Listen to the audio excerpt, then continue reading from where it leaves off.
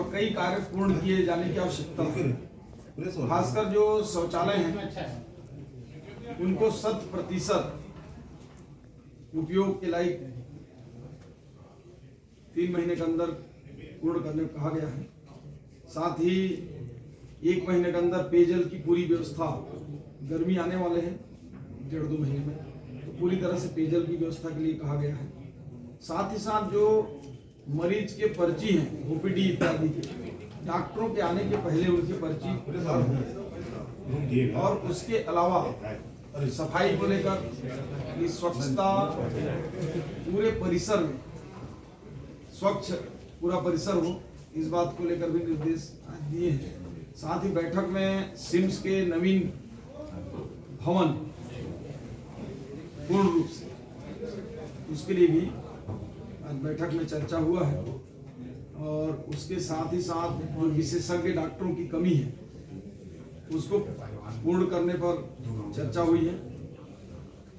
इसके अलावा cancer research institute को शीघ्र पूर्ण करने एवं मल्टी सुपर स्पेशलिटी हॉस्पिटल को 100 दिन के अंदर प्रारंभ करके आम जन के इलाज हेतु सुविधा मिले, उसके लिए 100 दिन का टाइम लिमिट हम लोगों ने तय किया है। उसके साथ ही साथ हॉस्पिटल में एक PRO रखने के लिए जो लोगों से जनसंपर्क की दिशा में काम कर सके और हॉस्पिटल में एक प्रबंधन की दृष्टि से एक ऐसा व्यक्ति हो जो प्रबंधकीय कार्य देखे वहाँ, इसके लिए भी आज बातचीत हुआ है। सिम्स में सबसे बड़ी समस्या यह है लामा कराने वाले वही के डॉक्टर हैं और वही निजी प्रैक्टिस करते हैं, इसको लेके आपने क्या कहा?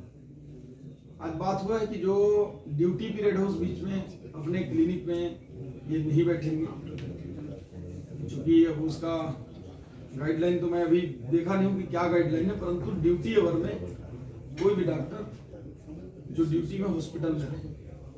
साथ ही साथ जो नर्सेस हैं उनका व्यवहार मरीजों के प्रति मधुर हो, इस बात का भी मैंने निर्देश जारी किया है। और 60 साल से जो ऊपर उम्र के हैं ऐसे लोगों का निःशुल्क जांच पूरी तरह से हो, इसकी भी हम लोग चर्चा में लेकर आज तय किए।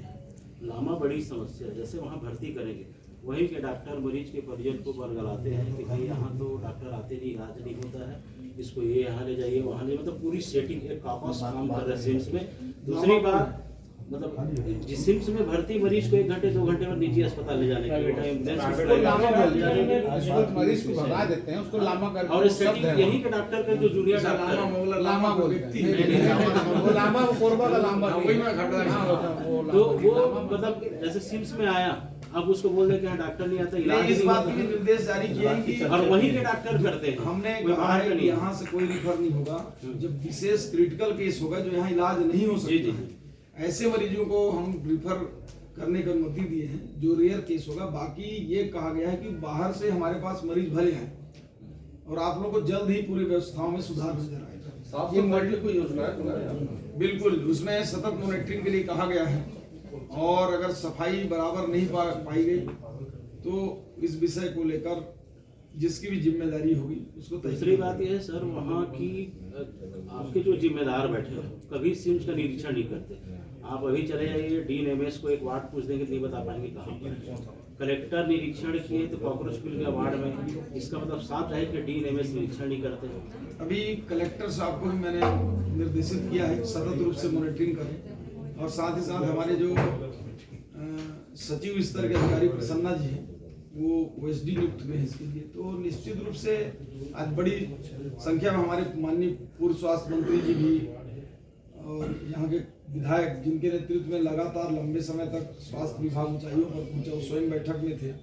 हमारे बहुत ही अनुभवी लगातार पूरे प्रदेश का मार्गदर्शन करने वाले आदरणीय बिल्हा क्षेत्र के विधायक ये धर्मलाल कौशिक जी खुद थे, धर्मजीत सिंह विधायक जी थे, माननीय हमारे सुशांत शुक्ला जी वो भी थे।